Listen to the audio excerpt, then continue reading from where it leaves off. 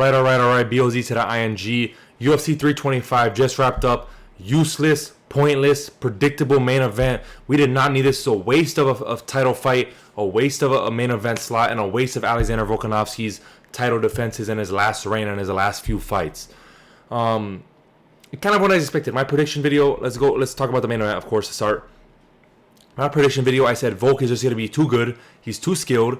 He's going to do the same shit he did in the first fight. Just stand the outside, kick, jab. When they get in the boxing ranges, outstrike him, be more accurate, shit like that. That's exactly what he's doing. Maybe mixing the grappling a little more than expected. And I was like, if Lopez is too patient, he's going to get picked apart. If he's aggressive, he's going to get tagged. That's exactly what happened. He didn't cut off the cage. He started off in southpaw, went heavy southpaw, heavy kicks. And, it was a close fight, but it wasn't like, it was just blah. It was just like, it was a close fight. It wasn't as eventful as the first one. It was less output on Volk's end. I think maybe a little more on Diego's end. I don't remember. But I think he landed more strikes in this one. But I think it was pretty similar, honestly. It was a similar fucking fight. So round one, right? Let's look at the stats, because I want to see the stats, because it was actually closer than I expected. We're looking back at it. So the stats round by round, 1-1 was close, right? I give it to Volk. I thought Volk landed a little better, but you could give it to Diego. Round 2, I gave it to Volk. Again, Diego did hurt Volk in the eye, so you could give round 2 to him. But I had a 2-0 Volk, honestly. Maybe 1-1 with round 1 going to Lopez. But round 2, that hurting him to the eye didn't really do enough for me. It wasn't like an actual hurting him. So I gave round 1 and 2 to Volk. You could have gave it round 2. It could have been 1-1. Round 3, Volk outstrikes him and has a lot of big shots. Probably his best round. But the strikes, I feel like it doesn't. That's kind of surprising to me that it was only 4 strike differential. I thought it was more. And Diego Lopez dropped him. It was a very quick knockdown. Didn't do anything after that.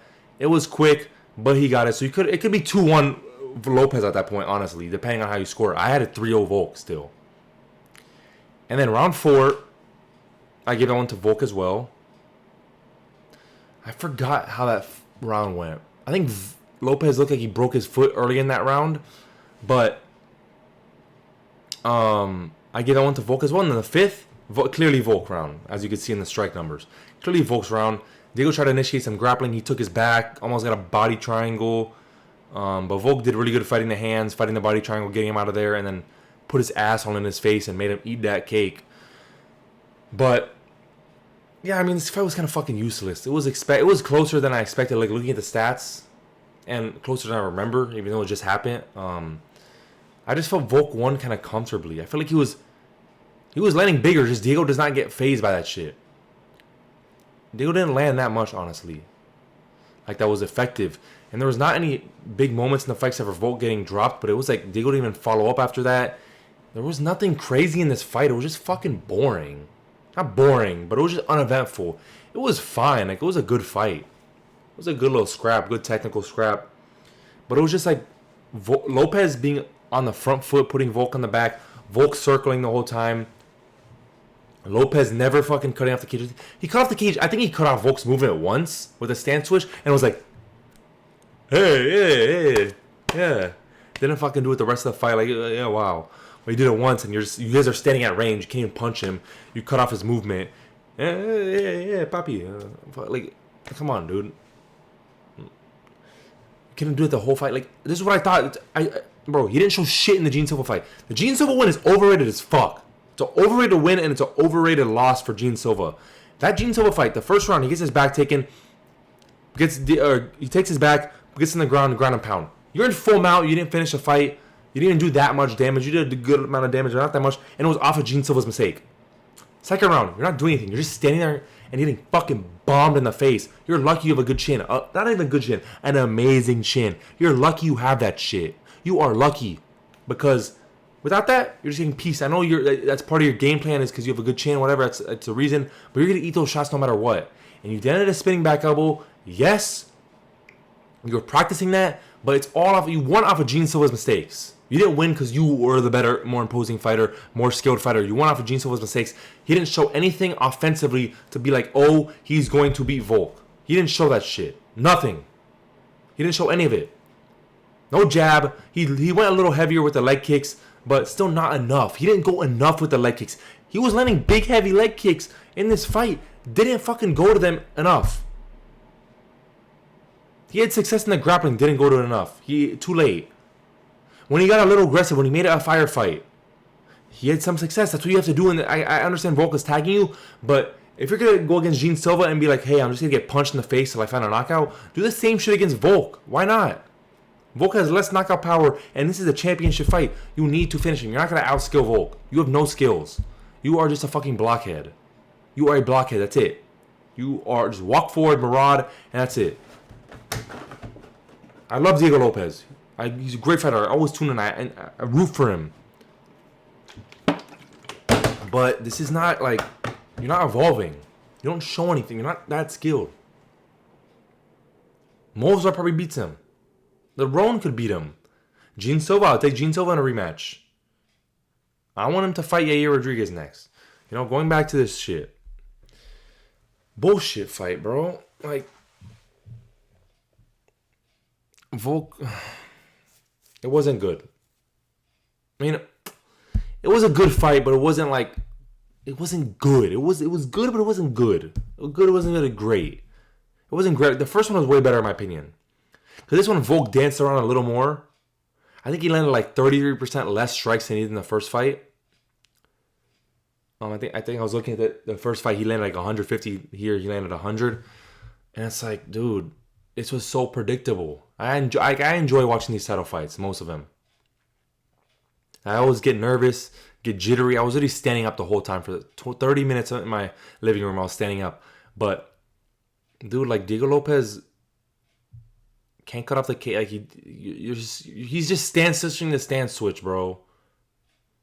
That's what it kind of was. He wasn't like changing up his game, cutting off the cage. Nothing, bro. Volk looked good. I think Volk still looked very high level. And I want to see him fight Movsar Lerone winner. I don't want no bullshit. Like, don't give him Gene Silva or some shit next. Give him the Movsar Lerone winner. It's time we make that fight, bro. Not this bullshit. Not this bullshit.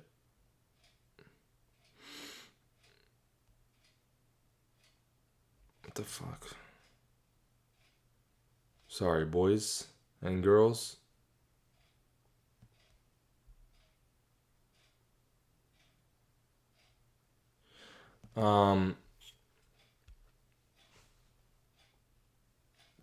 So yeah, you know,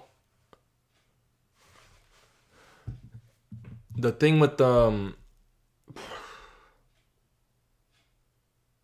this fight, whatever. Next up, sorry, I had a brain freeze. So next up, I think Volk, you need to fight Movsar Lerone. Give Diego Lopez like a year or something. Next up, co-main event. Co-main event, Dan Hooker Ijimoni versus Benoit Saint Denis. So early on in this fight, Benoit looks a little like fragile. He looks like he did when he had Staff against Poirier when he was getting beat up. But he was going forward. He got the grappling going a little bit, takedowns. But Dan was looking good. Benoit did land some kicks. Did land to the head a little bit of Dan Hooker. Did really good with the pressure, getting him up, like getting him in those tight spaces where he could attempt takedowns. And then Dan Hooker was piecing him up. Dan Hooker looked good in the first round. It was a close round. I think I gave it to Benoit, but it was very, very close. And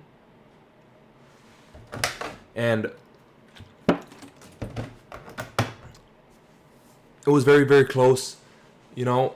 And I gave it to Benoit, I think, the first round. But Dan Hooker was looking good. It was like looking like it was swinging Dan Hooker's way.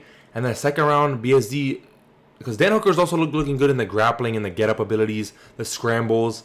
A little bit better than I expected. They had some good scrambles. And then the second round, a bit more of the same. And then I think Benoit took him down or something. Dan Hooker got up. And then Dan Hooker, from a body lock, tries to like trip him. Or take him down. Tries to take him down. Which is stupid, obviously. Low fight IQ. Benoit Saint Denis takes him, reverses it, gets on top, gets in full mount. Like, he got in full mount in the first round, I think. Gets in full mount. Arm triangle attempt. Americana. Straight arm lock. He just, like, playing. He's like manipulating Dan Hooker, and then he tried to arm triangle for like a minute and a half, and then just fucking rained elbows on him, rained ground and pound. And they had to stop the fight. It's like Dan Hooker's not fighting back. He's just getting elbows after elbows after elbows, bloodied up, beat up, head bounced off the canvas.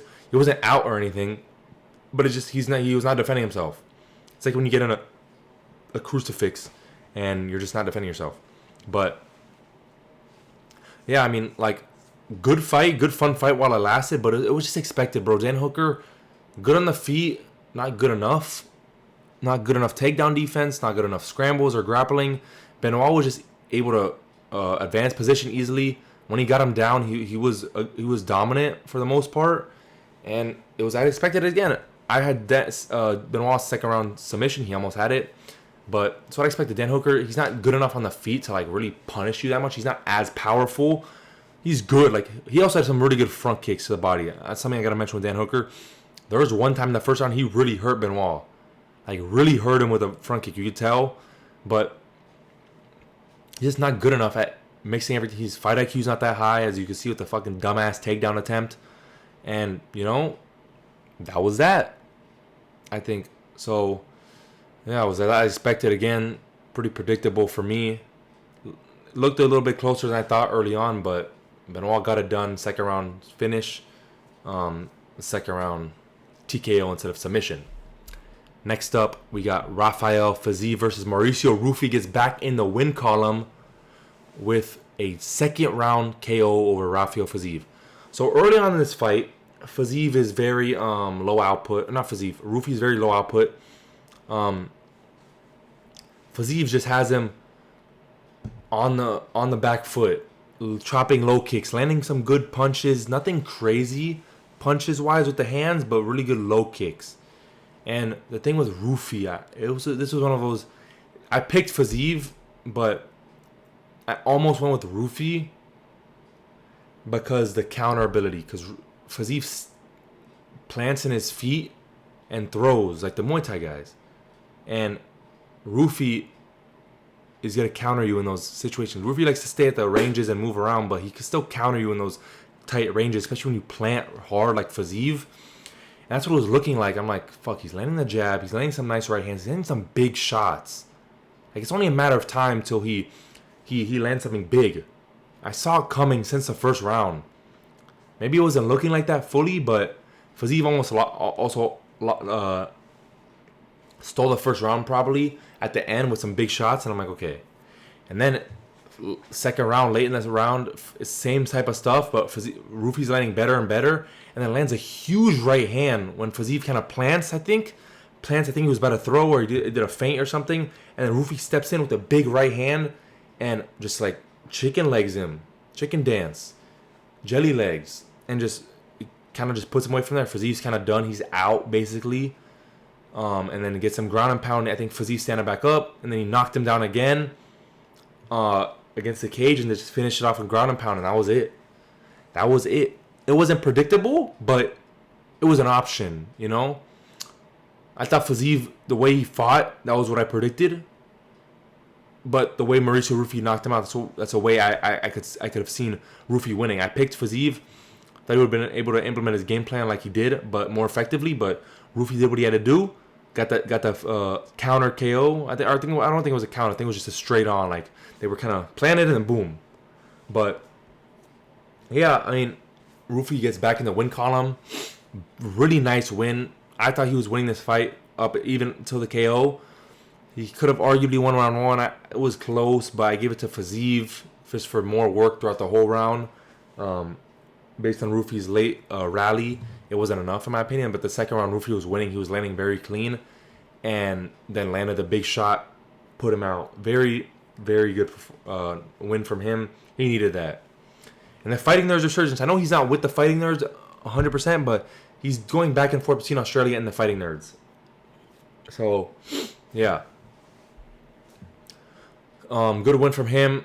Next up, you could give him like a, I don't know, maybe a Gamrot. He just be number 9. You could give him Dan Hooker, maybe. It could be a fun scrap. Dan Hooker, he KOs him, but fun scrap while it lasts. You know, just a beat down, something like that. you know, because 10 is Moicano and stuff like that. So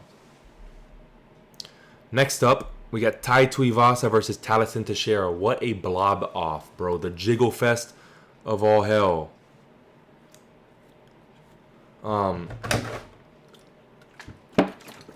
So they come out here jiggling. One's fat, just obese. One's skinny fat.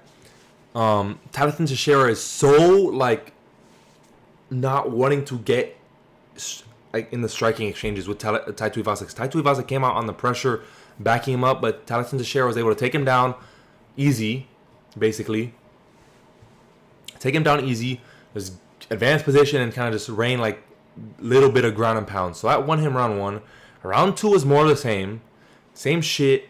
Just kind of, it was like, okay, Taliesin Teixeira is going to lay on him, do some ground and pound, try for some subs maybe, and get this done. But Tai Tuivasa, Tai Tuivasa was looking good in round two until Taliesin Teixeira went for a takedown. I think a single leg, got him down. That was it for the rest of the round.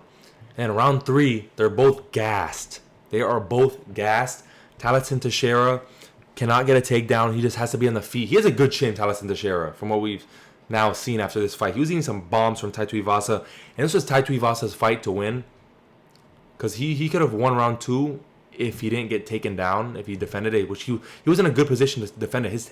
His hips were back, like he had one leg on the ground, his hands were up top, like he could have defended it well, but he didn't. He's Tai Tuivasa. Fuck grappling, fuck wrestling. And yeah, he just round three he was aggressive, but he's just gassed. Like Taliesin Teixeira was eating some big shots, hitting Tai Tuivasa with some big shots as well. They would get up in the clinch where they both just rested basically. Especially Tai Tuivasa, he was the one who had Taliesin Teixeira against the cage. Just basically rested and then throws 3 strikes and then goes back to resting for 30, 45 seconds, a minute. Like, bro, if he did a lick of cardio, if he went on a treadmill for a little bit, went for a run here and there, I think he'd be able to finish his fight maybe or win, just win a decision. Like, that was such a, it was a fun fight, honestly, while it lasted, or not while it lasted, but it was a fun fight. But Tai Tuivasa had this fight. He could have won this 100%. Like, Taliesin Teixeira is not that good. He was gassed around 3. They're both gassed, and then Teixeira's getting hit with some heavy shots, not falling, kind of looking a little dazed. And yeah, like, that's all I have. It's just a jiggle off. Tai Tuivasa might get cut. Taliesin Teixeira is not very good. And, yeah, I don't know who he gets next. I think he's ranked still. I think Tai Tuivasa was number 12, so maybe give him like a Marcin Tybura, he's a great fighter. Something like that. I think Marcin Tybura is like number 9. So, we'll see. Just kind of a jiggle off. Fun fight, though. Next up, Killing fucking Salkield, mate, versus Jamie Malarkey. As you can see, not much striking in this fight. A lot of wrestling. Killing Salkield immediately went to the takedown, like, early on in this fight. Jamie Malarkey did pose some good defense there. Did pose his own problems in the wrestling.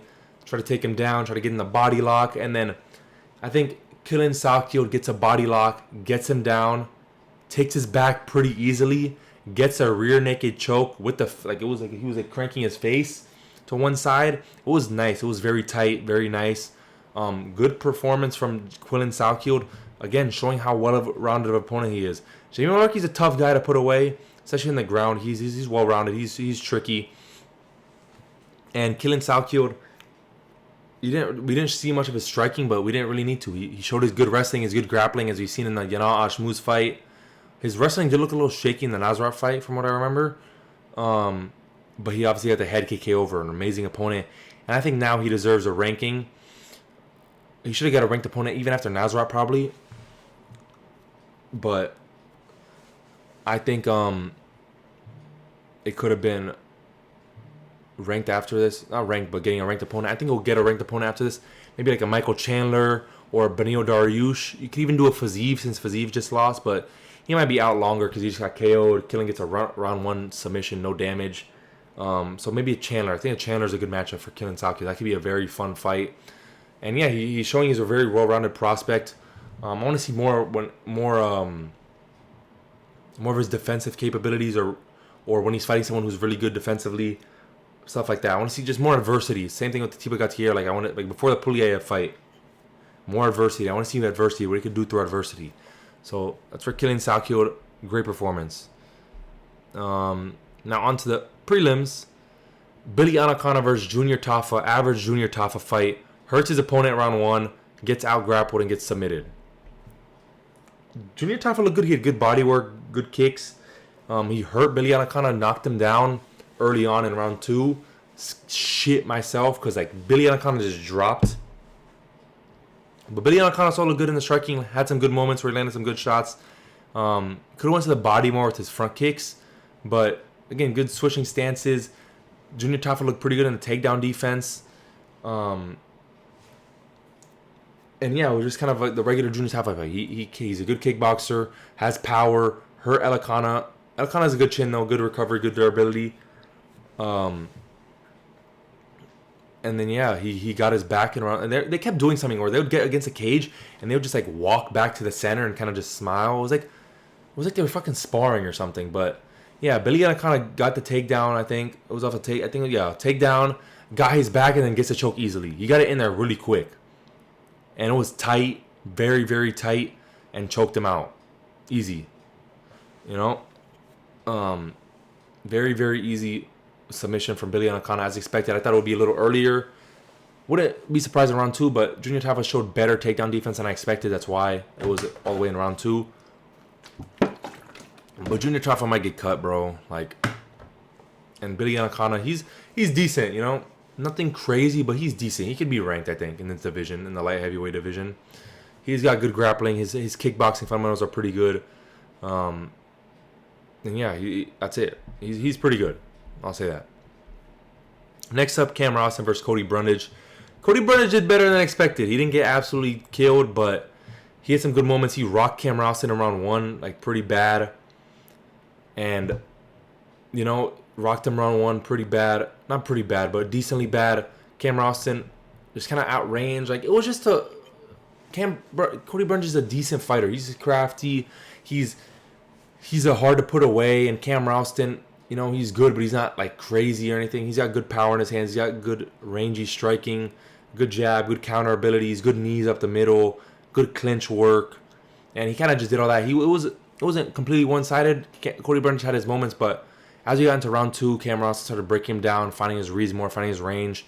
And then, from what I remember, just Cody Brundage's Anthony Smith Max. Got in the ball, hands over the head, and just ground and pound, and that was it. So, nothing crazy from Cam Rawson in this fight. Not a dominant performance whatsoever, but good, decent against Cody Brundage. Cody Brundage is a guy hard to put away, like I said, crafty, and that's it. You know, maybe someone right outside the rankings. He's at middleweight. I forget he's at middleweight, so I don't know who you could give him. But yeah, I'll be matchmaking this guy tomorrow or Monday, or today's February or Sunday. So later today, probably at night, Sunday night, I'll be matchmaking this card. Next up, Jacob Malkoun versus Therese Finney. Terrible performance for Therese Finney, bro. Like, looked like he does not know how to strike in the boxing at range. Had a one takedown attempt, which was a terrible attempt. It didn't set up or anything, just kind of lunged forward. He did hurt his knee early in this fight. I saw something early in round 1, I heard, but I saw late round 2 when he got dropped and he tore his LCL, he said, or injured it. I don't know if he completely tore it, but he injured his LCL. And on Jacob Malkoun's side, he was just boxing him up. Literally just simple boxing combos, just boxing him up. Could have finished his fight. I thought he would have finished it, be a little more aggressive when Finney was clearly hurt. But yeah, Jacob Malkoun, Therese Finney's a terrorist. We know this. I like Therese Finney. I root for him. But it's just he's not built for this, in my opinion. You're losing to Jacob Malkoun like dominantly, like 30-26, bro. 30-26 against Jacob Malkoun. That's not good, bro. Like he's a ball of muscle, but he's so small and tiny, and his striking is not good enough. His wrestling is not good enough. He couldn't get Jacob Malkoun down. Just a terrible performance from him. And Yeah, I think he might get cut after this, but I think maybe one more. But I don't know if I could pick him to beat anyone at middleweight. He's too small, and he's not like he's explosive and athletic, but he's not good enough anywhere skilled. And Jacob Malkoun, good performance from him, but again, nothing crazy. It was Torres Finney's kind of shit. So